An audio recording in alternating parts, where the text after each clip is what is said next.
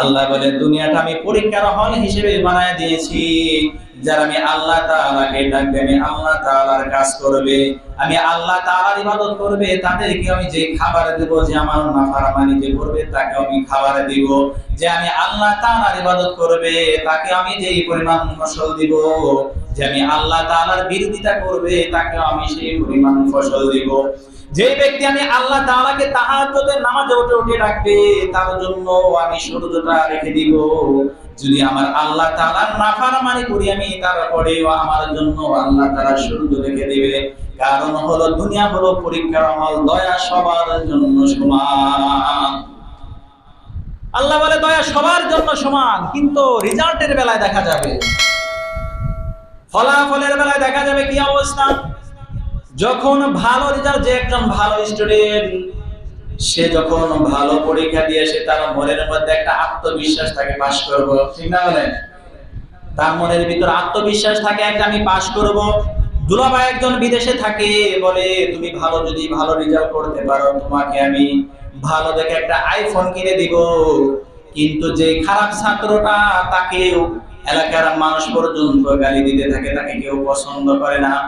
আল্লাহ বলেন আমি দুনিয়ার মধ্যে সবার জন্য সমান করে দিয়েছি, দুনিয়ার মধ্যে আমার নাফরমানি করলে আমি তোমার রিজিক বন্ধ করে দিব না। কিন্তু তুমি যদি ভালো রেজাল্ট করে আসতে পারো, আমি আল্লাহ তাআলা তোমার জন্য জান্নাতের ব্যবস্থা করে রেখেছি। সুবহানাল্লাহ। আল্লাহ বলে আমি তোমার জন্য জান্নাতের ব্যবস্থা করে রেখেছি, তোমার জন্য আমি জান্নাত দিব, কারণ তুমি ভালোভাবে পরীক্ষা দিয়েছো, ভালো রেজাল্ট করেছো। আমি আল্লাহ তাআলা তোমাকে যেই জন্য পাঠিয়েছিলাম সেটাই করেছো। কিন্তু তোমার রেজাল্টটা যদি খারাপ হয়ে যায়, আমি আল্লাহ তাআলা কিন্তু জাহান্নাম বানিয়ে রেখেছি। এই জন্য আল্লাহ বলেন ফারিকুম ফিল জান্নাতি ওয়া ফারিকুম ফিস সাঈর। আমি আল্লাহ তাআলা একটা জান্নাতের রাস্তা বানিয়ে রেখেছি, জাহান্নামের রাস্তা বানিয়ে রেখেছি। তুমি ভালো কাজ করবা, জান্নাত দিয়ে দিব। তুমি ভালো কাজ করবা না, তোমার ঘাড় ধরে ধরে ভালো কাজ করাবো না, তোমার জন্য আমি আরেকটা রাস্তা বানিয়ে দিয়েছি, জাহান্নামের রাস্তা বানিয়ে দিয়েছি। যা কিছু হয় সব কিছু আল্লাহ তাআলার পক্ষ থেকে হয়, দুনিয়ার মাখলুক কোনো কিছুই করতে পারে না। আমরা দুই চোখে যা কিছু দেখি না দেখি সব কিছু মাখলুক কোনো কিছুই করতে পারবে না আল্লাহ তাআলার হুকুম ছাড়া। আল্লাহ তাআলা সব কিছু করতে পারে মাখলুকের হুকুম ছাড়া। এই ইয়াকিন, এই বিশ্বাস যখন আমাদের অন্তরের মধ্যে আমরা স্থান দিব, জায়গা দিব, তাকেই বলা হয়েছে ঈমান। তাকেই বলা হয় ঈমান। একমাত্র আল্লাহ তাআলার প্রতি বিশ্বাস রাখা, এর নাম হলো ঈমান। আর ঈমানের পাওয়ারটা অনেক, ঈমানের মর্যাদাও অনেক, যার কারণে নবীজি বলেন যে এই বিশ্বাস যাদের মধ্যে আল্লাহর প্রতি থাকবে, সামান্য যদি জাররা পরিমাণও তাদের অন্তরের মধ্যে আল্লাহর প্রতি বিশ্বাস থাকে, সবকিছু আল্লাহ করে, নবীজি বলেন ওই ব্যক্তির জন্য আল্লাহ তাআলা পৃথিবীর সমান 10টা জান্নাত দিয়ে দেয়। সুবহানাল্লাহ। এমন চিন্তা করবো 10টা জান্নাত কিভাবে দেবো, আর এত বড় জান্নাত দিয়ে কি করবো? বর্তমানে বিজ্ঞানীরা তারা এটা গবেষণা করে দেখে, পৃথিবীর সমান 10টা করে না, প্রত্যেকটা মানুষকে যদি এই পৃথিবীর সমান 10,000 করে, দুনিয়া 10,000 পৃথিবীর সমান করে এক একটা মানুষকে জান্নাত দেওয়া হয়, মহাশূন্যের মধ্যে এত জায়গা রয়েছে যেই জায়গা তার পরে পড়াবে না। সুবহানাল্লাহ। চিন্তা করবো, জান্নাত বড় দরকার নেই, ছোট মোটো একটা দিলেই তো হয় নাকি? ছোট মোটো একটা দিলেই তো হয়, কোন রকম জান্নাত না দিলেও জান্নাতের বারান্দা একটু থাকতে দিলেই তো হয়। এত বড় জান্নাত দিয়ে কি করবো? জান্নাতে যাওয়ার পরে মানুষগুলো দুনিয়ার কোনো কিছুর জন্য আফসোস করবে না, দুনিয়ার কোনো কিছুর জন্য আফসোস করবে না, শুধু আফসোস করবে যে এই সময়টুকু আল্লাহ তাআলাকে ভুলেছিলাম, দুনিয়ার মধ্যে আল্লাহকে স্মরণ করি নাই। যদি স্মরণ করতাম, আরো একটু যদি ইবাদত করতাম, তাহলে আমার জান্নাত আরো বড় হয়ে যেত। আমি বোঝার জন্য বলি, এই এলাকার মধ্যে মনে করেন 5তলা 10তলা বিল্ডিং অনেক বড় মনে হয়, অনেক বড় লোক মনে হয়, কিন্তু ঢাকার শহরে যায় 30 তলার নিচে যদি আপনি এই 3তলা 4তলা যদি দিয়ে রাখেন, এটা কি সম্মানী মনে হবে? সম্মানী মনে হবে না, মনে হবে কি জান্নাত, এটা কি বিল্ডিং দিলেন, না দয়াতে ভালো ছিল। তো জান্নাতে যাওয়ার পরেও শুধু এই আফসোসটা থাকবে যে আমি যদি ওই এত বড় জান্নাতের মালিক সে হয়েছে, আমি যদি আরেকটু ইবাদত করতাম তাহলে আমি তার থেকে বড় জান্নাত পেয়ে যেতাম। এজন্য জান্নাত কামাইয়ের জায়গা হলো দুনিয়া। দুনিয়া হলো জান্নাত কামানের জায়গা, আখিরাত কামানের জায়গা। এইজন্য অনেকে বলেছে আর দুনিয়া মাজরাতুল আখিরাহ। দুনিয়া হলো আখিরাতের বাজার। দুনিয়া হলো আখিরাতের বাজারে। দুনিয়া থেকে আপনি যেই বাজারটা করে যাবেন, যেই বাজার যেই সদাই আপনি করে যাবেন, সেটাই আপনি আখিরাতে পাবেন। দুনিয়াতে আপনি সবকিছু করে গেলেন, আখিরাতের কিছু করলেন না, এটা কখনো পাওয়া যাবে না। যার বাস্তব প্রমাণ আমাদের সামনে থেকে যারা চলে যায় তাদের আমরা কোনো কিছু দিই না। সে যদি দুনিয়ার মধ্যে স্বর্ণের খাটের মধ্যেও থাকে, স্বর্ণের পেয়ালায় যদি পানি পান করে, তারপরেও তাকে ভালো স্থান দেওয়া হয় না, মাটির মধ্যে দাফন করা হয়। তো এই জন্য এর থেকে এটা আমরা বুঝতে পারি, আকলমানকে নিয়ে ইশারা কাফির। একটা কথা আছে যে যারা আকলমান, যারা বুদ্ধিমান, তাদের জন্য ইশারাই যথেষ্ট। তো এই জন্য সর্ব অবস্থায় সেই মহান আল্লাহ তাআলার গোলামি আমাদেরকে করতে হবে। আমি আলোচনা আপনাদের সামনে করেছিলাম, সর্ব অবস্থায় সেই মহান আল্লাহ তাআলার গোলামি করতে হবে, কারণ আল্লাহ তাআলা আমাদেরকে অনেক দয়ার মাধ্যমে ডেকে রেখেছেন। সুবহানাল্লাহ। আল্লাহ তাআলা আমাদেরকে অনেক ভালোবাসে, আপনি কল্পনাও করতে পারবেন না আল্লাহ আপনাকে কত ভালোবাসে। আপনার মাও আপনাকে এত ভালোবাসে না, আপনার পিতাও ভালোবাসে না, দুনিয়ার কোনো মানুষ আপনাকে এত ভালোবাসে না আল্লাহ যতটা ভালোবাসে। আল্লাহ তাআলা কতটা ভালোবাসে আমাদেরকে। হাদিসে কুদসির মধ্যে নবীজি সাল্লাল্লাহু আলাইহি ওয়াসাল্লাম বলেন, আল্লাহ রাব্বুল আলামিনকে যখন তার বান্দা ভালোবাসে, আল্লাহ রাব্বুল আলামিনকে যখন তার কোনো বান্দা ভালোবাসে, আল্লাহ রাব্বুল আলামিনকে ভালোবেসে দুনিয়ার মজলিসের মধ্যে যখন আল্লাহ তাআলাকে স্মরণ করে, আল্লাহ তাআলা বলেন ওই বান্দার আমি স্মরণ করি, ওই বান্দাকে আমি ফেরেশতাদের মজলিসের মধ্যে নিয়ে আলোচনা করি। সুবহানাল্লাহ। আপনি আল্লাহ তাআলার আলোচনা করলেন দুনিয়ার মানুষের মধ্যে, দুই চারজন মানুষের সামনে, আল্লাহ বলেন আমি তাকে এতটা ভালোবাসি, আমি ফেরেশতাদের মজলিস, ফেরেশতাদেরকে সামনে নিয়ে আমি ওই বান্দা সম্পর্কে আলোচনা করতে থাকি। সুবহানাল্লাহ। শুধু তাই নয়, আল্লাহ রাব্বুল আলামিনকে যে ব্যক্তি ভালোবেসে আল্লাহ তাআলাকে পাওয়ার জন্য এক বিগত পরিমাণ সামনের দিকে অগ্রসর হয়ে যায়, আল্লাহ বলেন ওই বান্দাকে আমি বানিয়েছি, যেহেতু বানিয়েছি আদর করে ভালোবেসে বানিয়েছি, আমি আল্লাহ রাব্বুল আলামিন ওই বান্দার দিকে এক হাত অগ্রসর হয়ে যায়। সুবহানাল্লাহ। শুধু তাই নয়, যে বান্দা আমি আল্লাহ তাআলাকে পাওয়ার জন্য এক হাত অগ্রসর হয়ে যায়, আমি আল্লাহ রাব্বুল আলামিন ওই বান্দার দিকে দুই হাত অগ্রসর হয়ে যাই। বান্দা আমি আল্লাহকে পাওয়ার জন্য সে আস্তে আস্তে হেঁটে হেঁটে যখন আমি আল্লাহ তাআলার দিকে অগ্রসর হয়, আমি আল্লাহ তাআলার রহমত ওই বান্দাকে পাওয়ার জন্য দৌড়ায় চলে যাই। সুবহানাল্লাহ। কতটা ভালোবাসে আপনাকে আল্লাহ, আমাদেরকে কতটা আল্লাহ ভালোবাসে। আমি একটু ভালোবাসি, আল্লাহ ডাবল ভালোবেসে ফেলে। আর দুনিয়ার মানুষের বিপরীত, আপনি যাকে 10 টাকা দেবেন সে চিন্তা করবে তার থেকে কিভাবে 20 টাকা পাওয়া যায়। ঠিক না বলেন? একটু যে আপনাকে যতই ভালোবাসে তার স্বার্থে একটু আঘাত দিয়ে দেখে রাখেন, একটু পরীক্ষা করে দেখেন কি এর ভালোবাসার কই ভালোবাসা, সব ভালোবাসা দৌড়ায়া জঙ্গলে বেড়ায়। কিন্তু আল্লাহ বলে না, আমি বান্দাকে ভালোবাসি, অনেক ভালোবাসি। বান্দা তোমাকে আমি অনেক ভালোবাসি, এই জন্য আমি আল্লাহ তাআলাকে ভালোবাসি, আমি আল্লাহ তাআলার ইবাদত করো, আমি আল্লাহ তাআলার শত্রু হয়ে না, আমি আল্লাহ তাআলাকে দুশমন বানিও না। কারণ আমি আল্লাহ তাআলাকে যারা দুনিয়ার মধ্যে দুশমন বানিয়েছে, যারা আমি আল্লাহ তাআলার বিরোধিতা করেছে, তারা কখনোই সফলকাম হতে পারে না। এজন্য আপনারা 29 নম্বর পারা 6 নম্বর পৃষ্ঠা সূরা হাক্কের 4 নম্বর আয়াত থেকে একটু পড়লে আপনারা দেখতে পাবেন, সেখানে আল্লাহ তাআলার কিছু বান্দাগণ কওমে সামদ, কওমে আদ, তারা আল্লাহ তাআলার বিরোধিতা করেছিল।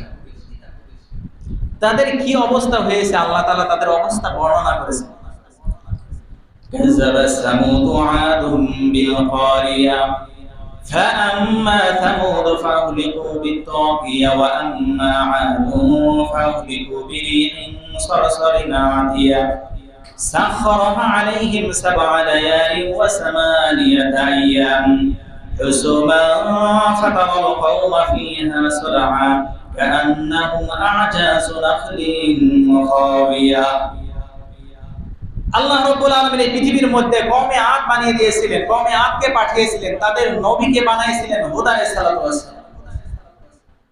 তো হুদ আলাইহিস সালাতু ওয়াস সালাম যখন তাদেরকে দ্বীনের দিকে দাওয়াত দেন, প্রত্যেকটা নবীর একটাই দায়িত্ব ছিল, ইয়া আইয়ুহান নাস কুলু লা ইলাহা ইল্লাল্লাহ তুফলিহুন।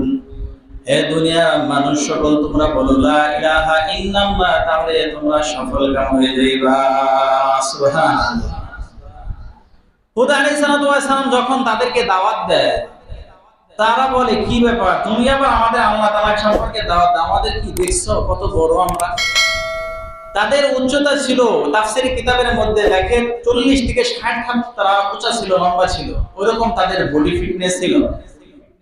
তাদের হায়াতের জিন্দেগি এমন ছিল, তারা তাদের সন্তানগুলো 300 বছর হলে তারা সাফল্য পেত। এমনকি তাদের হায়াতের জিন্দেগি ছিল 1000 বছর। তারা হুদ আলাইহিস সালামকে বলল, তুমি আবার আল্লাহ তাআলাকে দাওয়াত দাও, মক্কার মধ্যে আছে কি, আরব দেশের মধ্যে কোন গোত্র আছে আমাদের সাথে যুদ্ধ করবে, নিয়ে আসো। তারা আল্লাহ তাআলার হুকুমকে অবাধ্য করলো।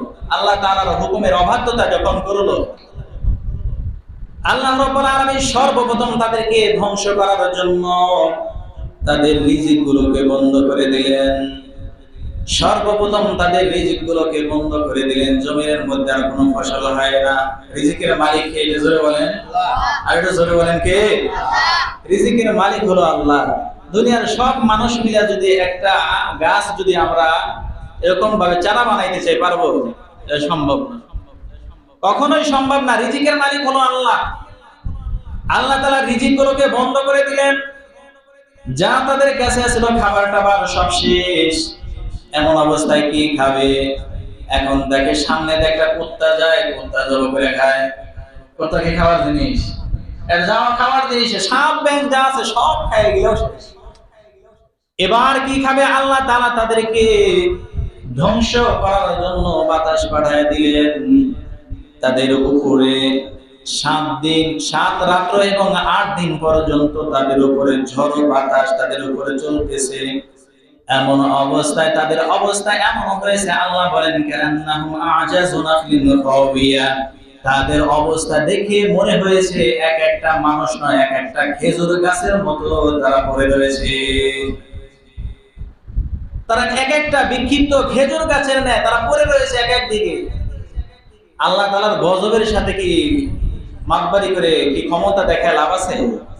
কখনো লাভ নাই। এই অবস্থায় যখন পরবর্তীতে কওমে সামুদ আসলো, তারা চিন্তা করলো আমাদের পূর্বপুরুষ কওমে আদকে এতটাই আল্লাহ তাআলা বাতাস দিয়ে ঘরবাড়ি সহ উড়াইয়া দিচ্ছে, তা আমরা একটা কাজ করি, পাহাড়ে যে পাথর আছে এই পাথরগুলো কেটে কেটে আমরা পাথরের ভিতরে ঘর বানাবো, যাতে করে যতই বাতাস আসুক আর যা আসুক আর কাজ হইব না, আমাদের কাজ বের করতে পারবো না। চিন্তাটা কি দেখছেন?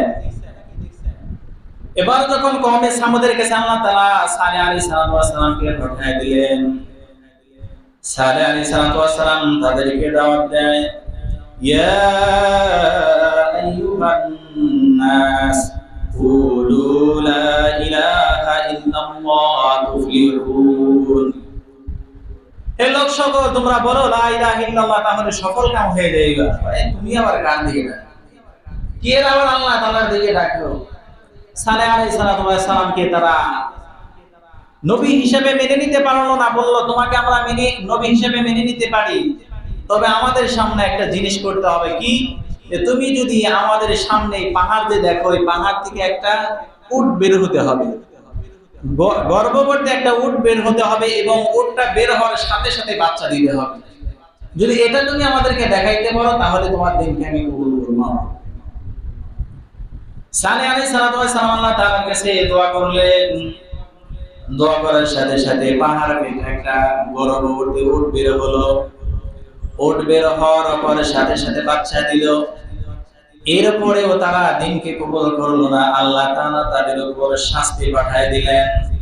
তারা যেহেতু ওই পাহাড়ের মধ্যে তারা লুকিয়েছিল ঘর বানিয়ে, আল্লাহ তাআলা একজন ফেরেশতাকে পাঠায় দিলেন। ফেরেশতা এসে তাদের সামনে এমন একটা চিৎকার করেছে, ওই চিৎকারের কারণে তাদের কর্ম কবর ফেটে ফেটে প্রত্যেকটা লোক মারা গিয়েছে। তো আল্লাহ তাআলার সাথে কখনো চ্যালেঞ্জ করে কখনোই সম্ভব না। যারাই আল্লাহ তাআলার বিরোধিতা করেছে দুনিয়ার মধ্যে কেউ সফলকাম হতে পারে নাই, সফলতা পায় নাই। ফেরাউনের কথা বলেছিলাম, আনা রব্বুকুমুল আ'লা। মুসা, আমি তো বড় ইলা, তুমি আবার আল্লাহর দিকে তাকাও না, আমি তো বড় আল্লাহ। তাকে আল্লাহ তাআলা একবারে পানি, জড়বস্তু আমরা বলি পানি, হাত নাই পা নাই, কি দিয়ে আবার মারবে কিভাবে, পানির মাধ্যমে এমন ডোবাইছে শেষ একদম। তো আল্লাহ তাআলার বিরোধিতা করা যাবে না। আমাদের জন্য সবথেকে বুদ্ধিমানের কাজ হবে সেই আল্লাহ তাআলার গোলামি করে এই পৃথিবী থেকে পাশ করে যাওয়া, ঠিক না বলেন? এই পৃথিবী থেকে পাশ করে যাওয়া, কারণ দুনিয়াটা আল্লাহ তাআলা পরীক্ষার হল হিসেবে বানিয়ে দিয়েছেন। দুনিয়াটা পরীক্ষার হল হিসেবে আল্লাহ বানিয়ে দিয়েছেন। পরীক্ষার হলে যেরকম দয়া সবার উপরে সমান থাকে, এখানে দয়া সবার উপরে সমান। এটা মনে করা কখনোই যাবে না যে যে নামাজ আদায় করে তারও তো বাড়িতে যেই সম্পদ, আমি আল্লাহ নাফরমানি করি সেই সম্পদের মালিক তো আমি। এটা মনে করা যাবে না, কারণ এটা দুনিয়াটা হলো পরীক্ষার হল, দয়া সবার জন্য সমান। বর্তমানে ইন্টার পরীক্ষা চলতেছে না, পরীক্ষার হলের মধ্যে কি একই অবস্থা থাকে নাকি একটু কম বেশি হয়? সবার জন্য দয়া সমান থাকে। যে ভালো ছাত্র তারও যে দয়া থাকে, সে নরমাল ছাত্র তার জন্য একই দয়া থাকে। দুনিয়ার পরীক্ষার হলের মধ্যে যেরকম প্রত্যেকটা ছাত্র পরীক্ষা দেওয়ার জন্য যায়, পরীক্ষা যাওয়ার পরে যখন সে বেঞ্চের মধ্যে বসে যায়, ভালো স্টুডেন্ট গুলো বেঞ্চের মধ্যে বসে যায়, টেবিলের মধ্যে বসে যায়। যেই সমস্ত নরমাল ছাত্র লেখাপড়া করে না তারা কিন্তু বেঞ্চের মধ্যে বসে যায়, ঠিক না বলেন? না বলে যারা ভালো ছাত্র তারা বেঞ্চে বসবে বা টেবিলে, আর যারা নরমাল ছাত্র সব ফেল করা মাঝে মাঝে ওরা মাটিতে বসে পরীক্ষা দেবে। এরকম কোনো নিয়ম আছে? বলেন, নিয়ম আছে? এরকম কোনো নিয়ম নাই। দুনিয়ার মধ্যে পরীক্ষা হলের মধ্যে যেরকম একজন ভালো স্টুডেন্ট পরীক্ষা হলের মধ্যে যখন যায়, ওই ব্যক্তিকে যেরকম সুন্দর খাতা দেওয়া হয়, নরমাল যে ছাত্র লেখাপড়া করে নাই তাকে একই পরিমাণ খাতা দেওয়া হয়, একই ধরনের খাতা দেওয়া হয়। ভালো ছাত্র যখন পরীক্ষার খাতার মধ্যে লিখতে থাকে, তার মাথার উপরেও এরকম ফ্যান চলতে থাকে। যখন তার তৃষ্ণা লেগে যায়, পানি চায়, পানি চাওয়ার সাথে সাথে তাকে পানি দেওয়া হয়।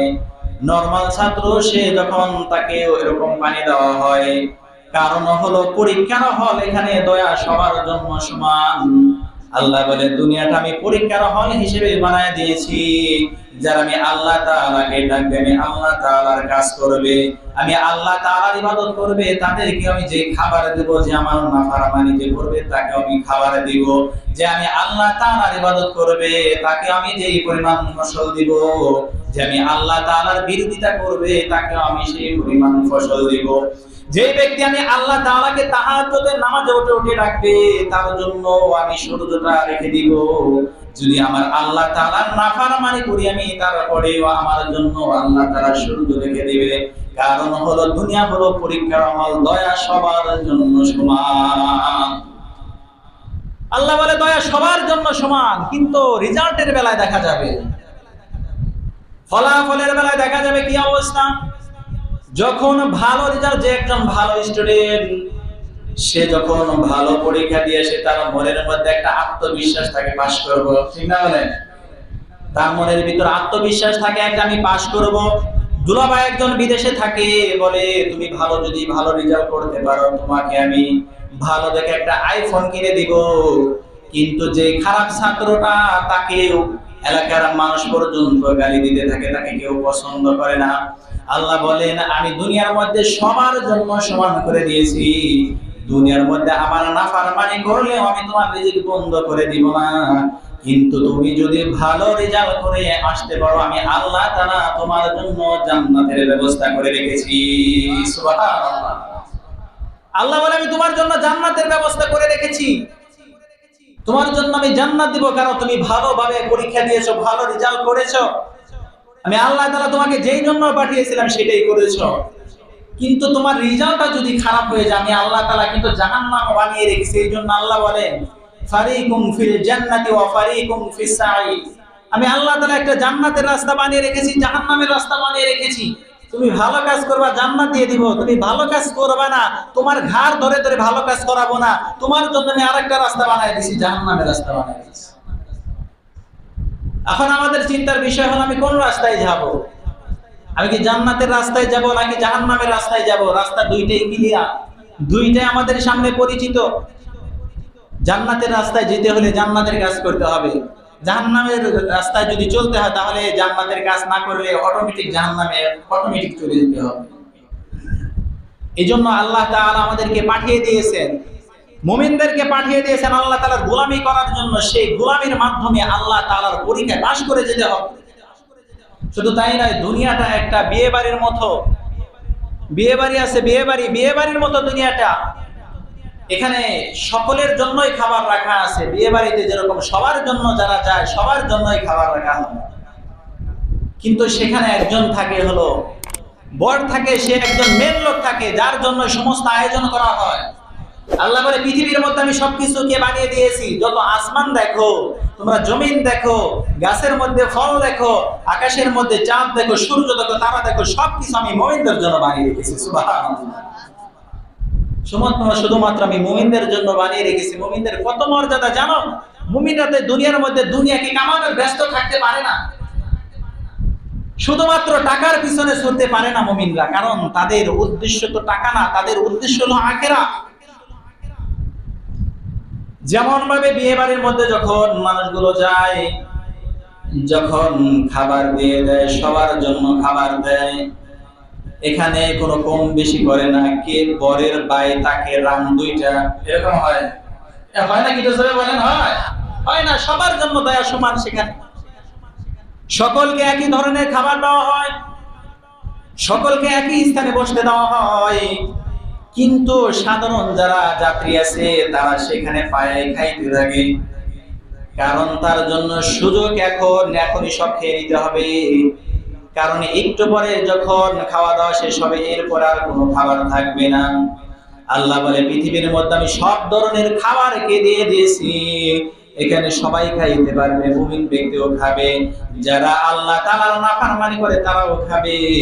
কিন্তু বিয়ে বাড়িতে যেরকম বর, সে কিন্তু বেশি একটা খায় না, কারণ তার একটাই চিন্তা থাকে, এটা আমার আসল খাবার না, এটার জন্য আমি আসি নাই, আমার যে খাবার সেটা তো আমার অন্তরমহলের মধ্যে রয়েছে। ঠিক কি না বলে?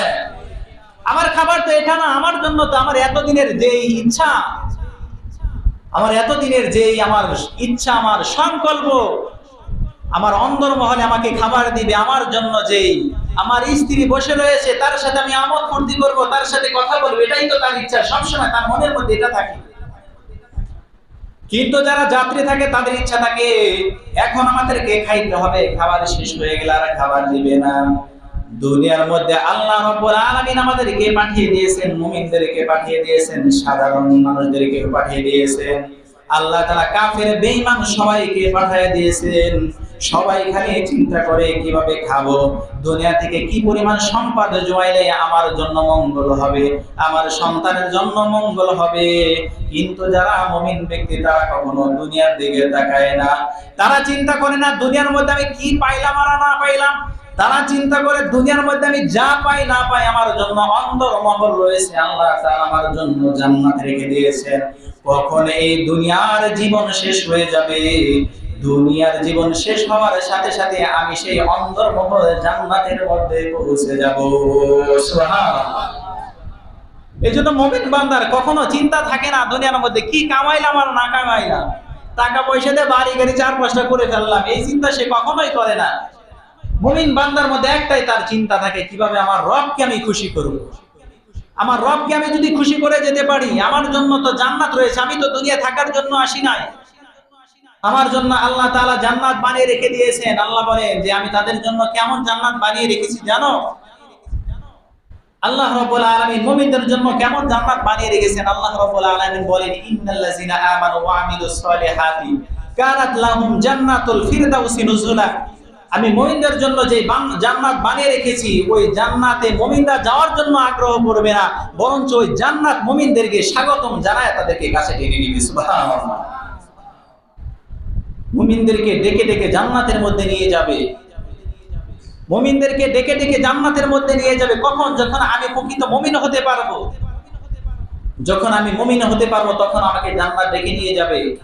কিন্তু আমি যদি মুমিন না হতে পারি, আমি যদি আল্লাহ তাআলার পছন্দনীয় বান্দা না হতে পারি, আমার কোনো লাভই নাই, আমার কোনো অংশই নাই সেখানে।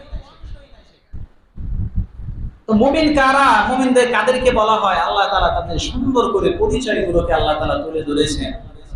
সবাই তো মুমিন দাবি করতে পারে যে সবাই মুমিন, বলে না, সবাই তো মুমিন হতে পারে না।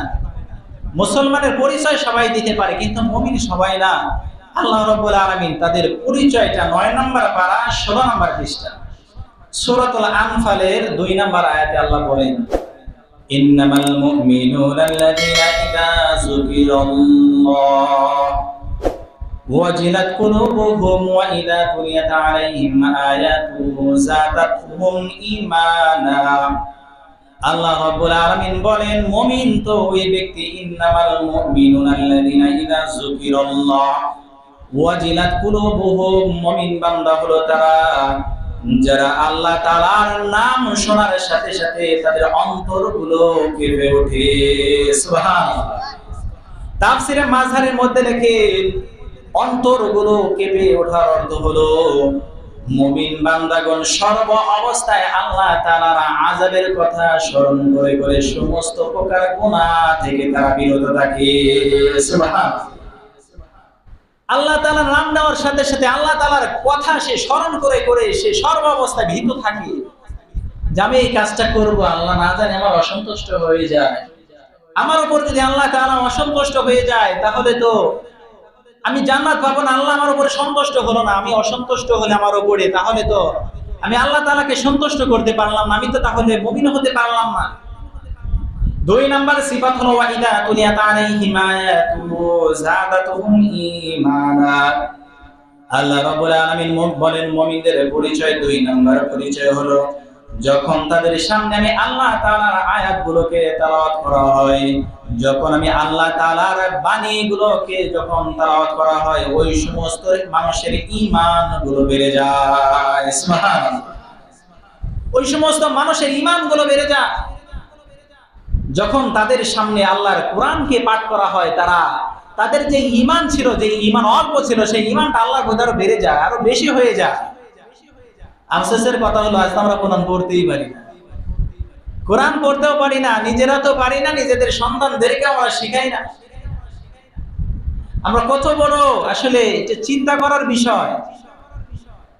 আমরা অজ্ঞ হয়ে গিয়েছি, কত বড় অজ্ঞ হয়ে গেছি যে সন্তানের জন্য সবকিছু আপনি করে যাচ্ছেন, সন্তানের জন্য আপনি সবকিছু করে গেলেন, আপনি একটু দেখেন না, আপনি একটু তাকায় দেখেন না, আপনার সন্তান আপনার সামনেই তো নামাজ আদায় করে না।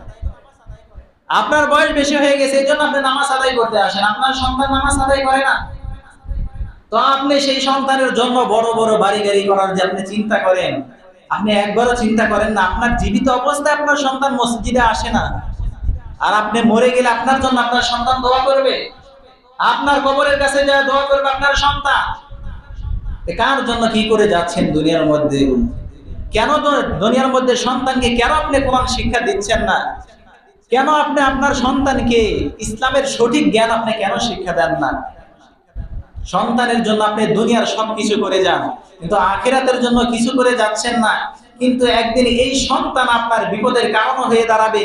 এই সন্তান একদিন আপনার জাহান্নামে যাওয়ার জন্য সে সুপারিশ করবে, আল্লাহ তাআলার কাছে দরখাস্ত করবে যে আল্লাহ, আমার পিতা আমাকে সঠিক জ্ঞান আমাকে শিক্ষা দেয় নাই, আমার পিতা আমাকে সঠিক পথে পরিচালনা না করার কারণে আমি আজ গোমরাহ হয়ে গিয়েছি। পিতা মাতাকে আগে জাহান্নামে দাও, তারপরে আমাকে দাও। আজ আমি এটা বুঝতেছি না, আজ আমার এটা বোঝার আমি মনে করি না এটা আমার বোঝার দরকার নেই।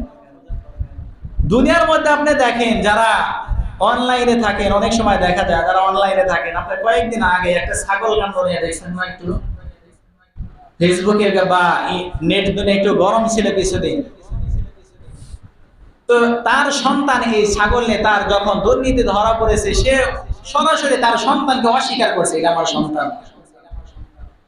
অন্যদিকে তার এক মেয়ে থাকে ইটালি, সে বলতেছে, সেখান থেকে সে বলতেছে যে না, আমার পিতা যদি এরকম কোনো কাজ করে থাকে তাহলে আমার পিতাকে আমি ছাড়বো না, আমার পিতাকে আমি দেখে নিব। তো দুনিয়ার মধ্যে দেখেন, দুনিয়ার মধ্যে সাধারণত কয়দিনের দুনিয়া, সেখানেই এই সন্তানকে অস্বীকার করে ফেলে বাবা, বাবা সন্তানকে অস্বীকার করে ফেলে, সন্তান বাবাকে অস্বীকার করে ফেলে। যখন জাহান্নামের সামনে আপনাকে দাঁড়ানো করানো হবে, যখন মানুষদেরকে জাহান্নামের সামনে দাঁড়া করানো হবে, কে বাবা আর কে মা আর কে কি, তখন কোনো পরিচয় থাকবে না। একটাই বলবে যে আমার পিতা আমাকে সঠিক জ্ঞান শিক্ষা দেয় নাই, আমাকে সঠিক জ্ঞান আমাকে শিক্ষা না দেওয়ার কারণে আজ পথভ্রষ্ট হয়ে গিয়েছি, তাদেরকে আগে জাহান্নামে দাও, এরপর আমাদেরকে দাও। এই জন্য যদি সফল কাম হতে হয়, উভয় জাহানে সফল কাম হতে হলে সন্তানকে কোরআন শিক্ষা দেন। কোরআন শিখানোর কত বড় ফজিলত। আপনি মারা গেলেন, মারা যাওয়ার পরে আমরা কি করি? হুজুর 4-5 জন দাওয়াত দিয়ে এনে ইচ্ছা মতো খাওয়ায় দাওয়ায় দোয়া করায়। আর আপনার জন্য আপনার হুজুরের দোয়া কবুল হতে পারে, নাও পারে, এর কোনো গ্যারান্টি নাই। আপনার দোয়া কবুল হবে কিনা গ্যারান্টি নাই তো। কিন্তু আপনার সন্তান যদি আপনার জন্য দোয়া করে, তাহলে 100 থেকে 100 এই দোয়া আল্লাহর কাছে কবুল হয়ে যায়। সুবহানাল্লাহ। কি শিক্ষা দিলেন সন্তানকে? সন্তানকে 2 হাত তুলে দোয়া করানো শিক্ষা দিতে পারলেন না। এই সন্তানের থেকে বড় কিছু আশা করেন কিভাবে? এই জন্য অবশ্যই সন্তানকে আপনি কোরআন শিক্ষা দেন, নিজেও কোরআন শিক্ষা করেন, নিজেও কোরআন শিক্ষা করেন। কোরআনটা খুলে দেখেন, কোরআনটা আপনি খুলে দেখেন। আপনি আরবি পড়তে পারেন, আপনি বাংলা কোরআন দিয়ে অর্থগুলো আপনি পড়ে দেখেন, আপনার চোখ খুলে যাবে। আপনি এই যে ধোঁকার দুনিয়ার মধ্যে আছেন, এটা আপনার সামনে ক্লিয়ার হয়ে যাবে, স্পষ্ট হয়ে যাবে। দুনিয়ার এগুলো আপনার সাথে যাবে না, দুনিয়ার কিছুই আপনাকে কোনো কিছুই করতে পারবে না। পরীক্ষা হলে পরীক্ষা দেওয়ার পরে ছাত্র যতই চেষ্টা করো, যখন আর সে লিখতে পারে না ওই খাতার মধ্যে, আপনার হায়াতের জিন্দেগি শেষ হয়ে যাবে, সব বন্ধ হয়ে যাবে, আপনার আর কোনো নেকি আপনার কবরে যাবে না। ওই সময় আফসোস হবে, কিন্তু শুধু আফসোস করে কোনো লাভ হবে না। এই জন্য সর্ব অবস্থায় সে আল্লাহ তাআলার গোলামি করতে হবে। তো মুমিনরা সর্বপ্রথম তারা আল্লাহ তাআলার ভয়ের কারণে তাদের অন্তরটা কেঁপে ওঠে। যখন আল্লাহ তাআলার নাম নেওয়া হয়, যখন মসজিদ থেকে যখন আজান দিয়ে দেয়, আল্লাহু আকবার বলে ফেলে, তখন তার ভিতরে অস্থিরতা শুরু হয়ে যায়। মসজিদ থেকে আজান দেওয়া হলো, কখন আমি মসজিদে যেতে পারবো? যখন তার সামনে কোরআনের আয়াতগুলো তেলাওয়াত করা হয়, তাদের ঈমানটা বেড়ে যায়। আর কি হয়? ওয়া আলা রাব্বিহিম ইয়াতাওয়াক্কালুন। আল্লাহ রাব্বুল আলামিন বলেন, যারা মুমিন ব্যক্তি, ওই সমস্ত মুমিন ব্যক্তি সর্ব অবস্থায় আল্লাহ তাআলার উপর ভরসা করে। সুবহানাল্লাহ। তারা একমাত্র আল্লাহ তাআলার উপরে ভরসা করে, দুনিয়ার কোনো কিছুর উপরে ভরসা করে না। তারা সর্ব অবস্থায় বিশ্বাস করে আল্লাহ তাআলার উপরে, তারা সর্ব অবস্থায় আল্লাহ তাআলার উপরে বিশ্বাস করে। এটা চিন্তা করে না চাকরি না করলে কি খাবে। অনেক মানুষ আছে, দেখেন আপনার মতো অনেক মানুষ আছে, আপনার থেকে বেশি ডিউটি করেও সে ফজরের নামাজে একদিনও কামাই দেয়, একদিনও তার মিস হয় না, জামাতের সাথে সে নামাজ আদায় করে। আর আপনি চাকরির দোহাই দিয়ে আল্লাহ তাআলার কাছে বেঁচে যাবেন? অনেক মানুষ আছে তারা চাকরি করে, এরপরে আবার ইবাদতও করে না, বলেন করে না? করে। এই জন্য রিজিকের মালিক হলো আল্লাহ তাআলা। আল্লাহ তাআলা চাইলে আল্লাহ তাআলা আপনাকে এমনি ভাবে আল্লাহ তাআলা আপনাকে খাওয়াইতে পারেন। আপনি ইবাদত করেন, ইবাদত করার পাশাপাশি আপনি দুনিয়ার লাইনে আপনি রিজিকের অন্বেষণে চলে যান, তাহলে আল্লাহ তাআলা আশা করা যে আপনাকে রিজিকের মধ্যে বরকত দিবে। এই জন্য সর্ব অবস্থায় আমাদের জন্য বুদ্ধিমানের কাজ হবে, সে আল্লাহ তাআলা দুনিয়ার এত কিছু সৃষ্টি করেছেন, দুনিয়ার সবকিছু আমাদের জন্য আল্লাহ তাআলা সৃষ্টি করলেন। আপনার 2 চোখের সামনে যা কিছু আপনি দেখবেন, সবকিছু আপনি একটু খেয়াল করেন, আল্লাহ তাআলা আপনার উপকারের জন্য বানাইছেন। আল্লাহ তাআলা এত কিছু আপনার জন্য বানাইলো, আর আপনি আল্লাহর জন্য কি করলেন? এত কিছু আল্লাহ আমার জন্য করলো, সে আল্লাহ তাআলার জন্য কিছু করার দরকার আছে না নাই? জোরে বলেন, আছে না নাই?